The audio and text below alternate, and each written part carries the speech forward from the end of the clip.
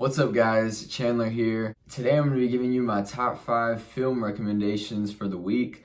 I'm going to start doing this at the start of every week just to kind of give you some things to put on your watch list and maybe venture out and see some things maybe you haven't seen before, or just revisit some old movies that you already have seen but maybe it's been a while. I'll let you know where these films can be found, if they can be found anywhere, and just give you the right places to search for to find them. So I'll provide those sources for you as well.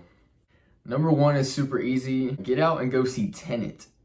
Tenet is obviously probably the biggest movie of the year so far. It'll probably be the biggest movie of the year with everything going on with COVID and everything, but obviously this is only in theaters right now. And if you haven't gone to see this in theaters and theaters are open near you, you're definitely missing out. Go out and see that. It'll be nice to get back into a theater and everything like that. That's a great film. Christopher Nolan, not his best work, not his worst one either. It just kind of fits nicely into his filmography. John David Washington, Robert Pattinson. Great movie. It also wouldn't be go back to see it a second time if you've only seen it once. It helps make more sense. And everything just kind of clicks better together that way. If you want to go back and see it a second time, I definitely recommend that as well. Number 2, I'm going to recommend BlacKkKlansman. This is also starring John David Washington. It has Adam Driver as well. The reason I'm recommending this one is because if you haven't already seen Tenet, then you most likely haven't seen John David Washington in anything else before. And this is a great film. This is a really fun film to watch. It's a serious film, but it's also a comedy. It just has some great humor. It's made by Spike Lee, and it's probably one of my favorite Spike Lee movies. I really enjoyed this. I watched this before I saw Tenet several weeks back, and I really enjoyed it. So I would actually recommend watching this before Tenet if you wanted to, just to kind of get a feel for John David Washington and the vibe that he gives off. But I really enjoyed him in BlacKkKlansman, and I really enjoyed him in Tenet. So I would recommend seeing both of those, preferably BlacKkKlansman before. But if you've already seen it, great, go watch Tenet like I just said. I don't believe BlacKkKlansman is available on any streaming services as of right now. You can order it or rent it on Amazon Prime for like $3.99 or something. It might vary on what country you're in, but yeah.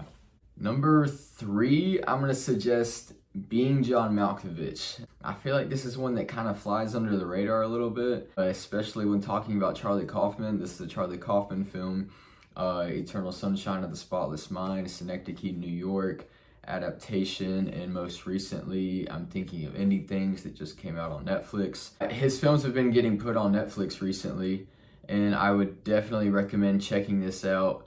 It's a very weird film. It's one of the weirdest films I've ever seen. It's hard to really grasp what I felt about it, but I think I enjoyed it. It was a fun movie. Charlie Kaufman has a knack for this world building, and he's great at writing screenplays. I believe this was nominated at the Oscars for Best Original Screenplay. This film obviously has John Malkovich, has David Cusick, Catherine Keener, Cameron Diaz, Charlie Sheen even makes a couple of appearances. But this is a great film to watch. It's very weird, it's very different. Weird in a good way though. I would recommend checking it out. I don't think you'd regret it, especially if you like Charlie Kaufman, if you like Eternal Sunshine of the Spotless Mind. I think you would enjoy watching this film, so I'm going to recommend that one. Being John Malkovich is streaming on Netflix for free in the US. I can't unfortunately look up every single region it's playing in, but for where I'm at, it's on Netflix. You can find it there for free if you have a subscription. Number 4, I'm going to recommend One Flew Over the Cuckoo's Nest. This is an older film. It's a classic. This is Jack Nicholson in his prime. I think this is considered to be one of Jack Nicholson's best performances. It's one of my favorite performances from him. This is just a really good drama piece. It's just, it's all about the character and his life and what he's going through in this insane asylum. And, you know, you kind of question, does he really need to be there? You don't really feel like he should be there because he seems normal compared to everyone else. But it's just a great film, great story. It's a classic. If you haven't seen it, definitely recommend checking it out. That's one of the classic films I feel like everybody should see at least once. Yeah, you can find that on Netflix with a subscription, streaming for free as well. My fifth and final recommendation is Before Sunrise. This is the first film in a trilogy, the Before trilogy. It starts with Before Sunrise, Before Sunset, and Before Midnight. This has Ethan Hawke and Julie Delpy, directed by Richard Linklater. This is probably my favorite trilogy of all time. I enjoy it so very much. This is actually one of the few films that has 100% on Rotten Tomatoes, if that says anything. This is kind of a deep, introspective film. A lot of heavy dialogue, but it's a romance film, and it just kind of makes you think, but it's also really makes you feel good. It's a good film to watch. It's a film you'll probably want to see the rest of the trilogy as well.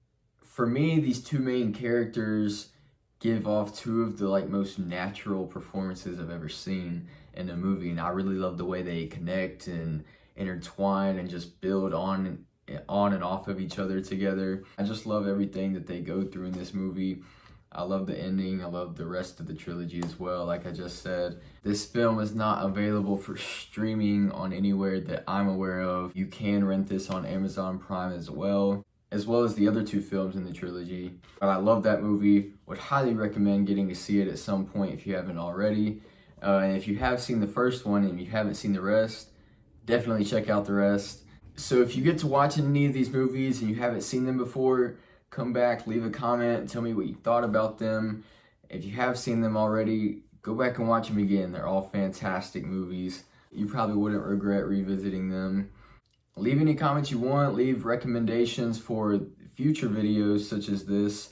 Leave a like and subscribe, and I'll see you guys next time. Peace.